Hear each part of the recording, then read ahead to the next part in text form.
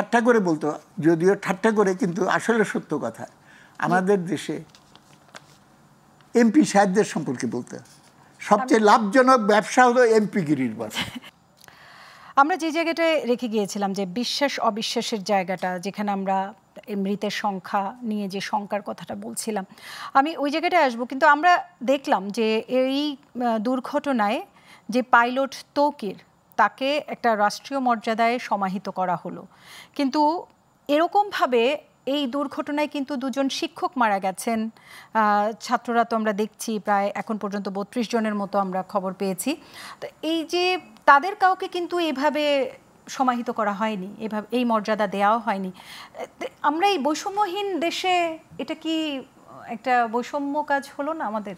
হ্যাঁ, এটা একটা গুরুতর প্রশ্ন এবং সবার মনে এটা জায়গাটা খুবই স্বাভাবিক। তবে এটার কারণটা আমাদের বুঝতে হবে। এর কারণটা হলো, একটা কথা মনে রাখতে হবে, সমাজে যা কিছু হয় এবং রাজনীতি বলতে বিশেষ করে, সেটা হলো অর্থনীতিরই ঘনীভূত প্রকাশ। ইংরেজিতে বলে politics is the concentrated expression of economics. অর্থনীতির সূত্রটা আমাদের ভালো করে বুঝতে হবে।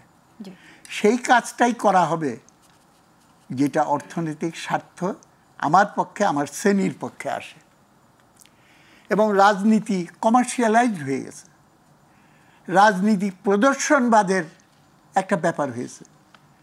আমি অনেক সময় ছাত্রদেরকে বলি, তোমাদের মিছিল লম্বার চেয়ে চওড়া হয় কেন বেশি?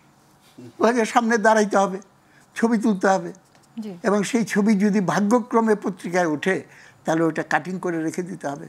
যখন এনজিওর চাকরির জন্য যাবে, আমার অর্গানাইজিং ক্যাপাসিটি কত ভালো, এইটার একটা প্রমাণ হিসেবে সেখানে আসবে। সব কিছু কিন্তু হিসাব করে করা হয়।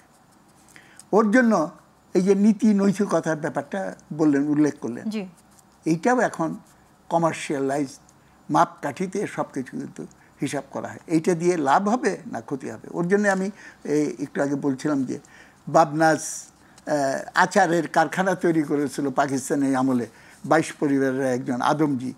এই জন্য করে নাই যে বাঙালির স্বাদ বারুক, করেছিল যে ওইটাতে লাভ বেশি হিসাব করে, প্রফিটেবিলিটি। সুতরাং এটা সিম্পল ইকুয়েশন করে ফেলে। I touch the table, table touches the ground, so I touch the ground. Profit বেশি হলে মানুষের কল্যাণ হবে। পলাতক বলতে বাধ্য হচ্ছি আমি, এবং পতিত স্বৈরাচার এবং তার প্রধান শেখ হাসিনার সঙ্গে একবার আমার একটা বাহাস হচ্ছিল বাম দলের একটা বৈঠকে। সেলিম ভাই, আপনাদের খালি হোক না, কিছু লোকের হাতে টাকা জমু, এটা চুইয়ে পড়ে, ট্রিকল ডাউন ইংরেজিতে বলে, চুইয়ে পড়ে একসময় গরিবের কাছে আসবে। আমি যে গরিবের কাছে তা আসে না, টাকা চলে যায় সুইজারল্যান্ড, টাকা চলে যায় কানাডা, টাকা চলে যায় মালয়েশিয়া। বাজে রাখেন, আপনি খারাপটা খালি দেখেন।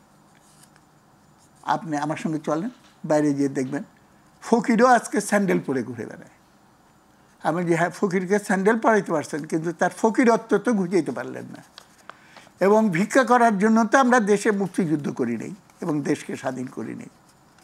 সো একটা লজিক বের করার চেষ্টা করে। এই যে একটু আগে বললাম আমি, ফ্যাসিবাদ খালি একটা ব্যক্তিকেন্দ্রিক না, একটা দল কেন্দ্রিক না, এটা একটা ফেনোমেনা। শেখ হাসিনার আমলে আইডিওলজি, শাসনের আইডিওলজিটা কী ছিল? দেশপ্রেম মানে দেশের উন্নয়ন। সেই উন্নয়ন কার স্বার্থে, কোন শ্রেণীকে সার্ভ করবে, সেই বিতর্কে আমি যাচ্ছি না।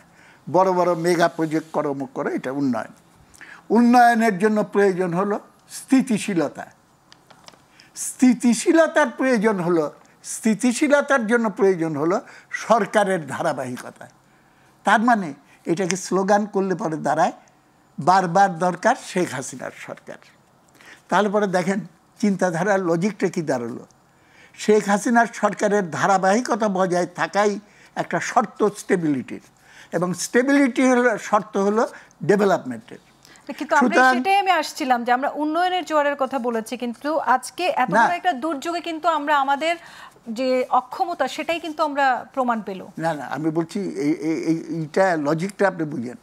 ওর জন্য stability of the continuity of the government বজায় রাখার জন্য একজন পুলিশ বা যে কেউ যদি 100 জন লোককে গুলি করেও হত্যা করে, এই থিওরি অনুযায়ী সেইটা একটা পেট্রিয়টিক কাজ, দেশপ্রেমিক কাজ, কেন কন্টিনিউটি অফ গভর্নমেন্ট রাখার জন্য এটা করতে হচ্ছে।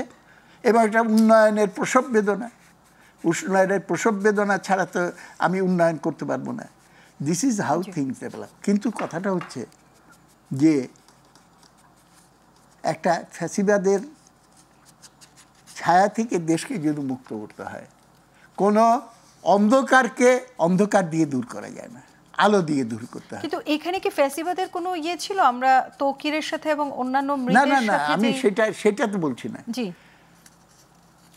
দ্য ফেনোমেনা, দ্য সাইকোলজি, এবং এইটার ফলে পলিটিক্স যে রুগ্ন হয়ে গেল, জি, তারা মিথ্যার আশ্রয় নিতে হয়। 100 লোককে, 1000 খানেক লোককে যদি গুলি করে হত্যা করতে পারে, তাহলে মিথ্যার আশ্রয় নিয়ে যদি সরকারের কন্টিনিউটি বজায় করে রাখার জন্য এসেনশিয়াল হয়, তাহলে সেটাও করবে। ওর জন্য কেউ কোনো সরকারকে, সরকারি ভার্সনকে বিশ্বাস করে না। এই অবিশ্বাসের জায়গাটা হলো এইখানেই। ওর জন্য কোনটা নিউজ আইটেম হিসেবে সামনে দিতে হবে না দিতে হবে, সেইটারও হিসাব কিন্তু অর্থনৈতিক স্বার্থের বিবেচনা করতে হয়। এবং অর্থনৈতিক স্বার্থ রক্ষা করতে হলে ক্ষমতা এখন এসেনশিয়াল হয়ে গেছে।